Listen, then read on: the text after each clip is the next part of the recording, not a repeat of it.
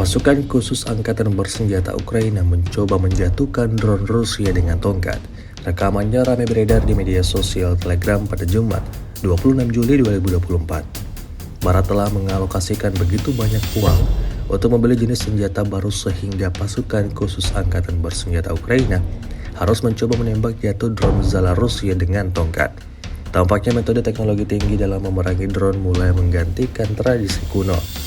Menanggapi tindakan tersebut, tentara Rusia memutuskan untuk menyiapkan sistem peperangan elektronik mereka sendiri, sehingga pasukan khusus Ukraina tidak lagi harus bermain sebagai penangkap drone dengan tongkat seperti yang terlihat dalam rekaman.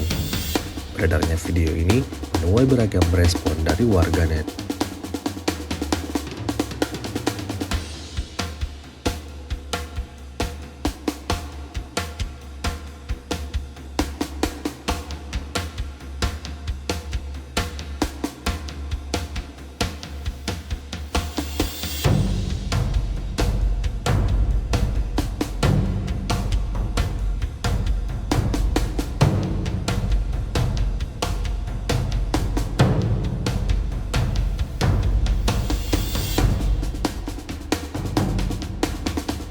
Download Tribun X sekarang, menghadirkan lokal menjadi Indonesia.